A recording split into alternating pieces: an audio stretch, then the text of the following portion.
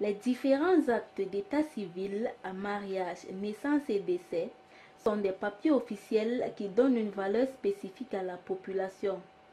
L'acte de naissance, qui est considéré comme le premier diplôme de l'individu, est également la preuve de la reconnaissance de l'enfant auprès de l'État, car un enfant sans acte de naissance est un enfant qui rampe et baisse la tête en marchant. Pourtant, un enfant qui a l'acte de naissance marche la tête haute dans la communauté. Je parle de l'importance de divers actes au niveau des centres d'état civil. Je me base plus précisément des actes de naissance, dont les enfants sont les valeurs importantes des parents. Pourtant, un enfant, pour avoir sa valeur, il lui faut un acte de naissance, de sa naissance. Et c'est gratuitement auprès des centres d'état civil. Un enfant qui est né de 0 à 3 mois, c'est gratuitement.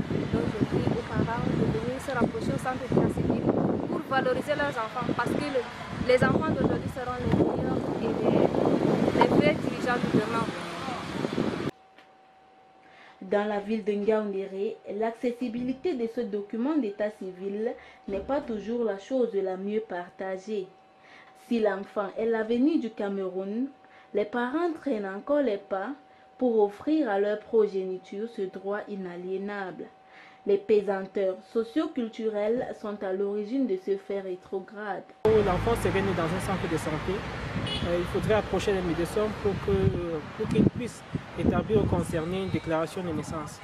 Et cette déclaration de naissance qui sera transmise au centre d'état civil pour permettre la transcription.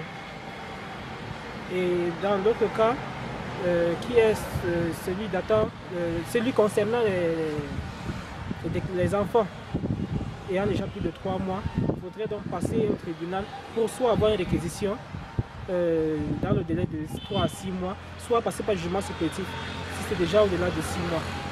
Et il y a des frais, ce n'est pas gratuit comme dans le cas où l'enfant serait dans l'hôpital. Ça concerne des frais comme les frais d'ouverture de dossier, les frais de timbre et aussi quelques prédispositions établies par la structure. Donc je crois que c'est tout. Les centres de santé d'état civil répartis dans les communes et les chefferies traditionnelles mettent les bouchées doubles pour valoriser l'enfant en lui offrant l'acte de naissance.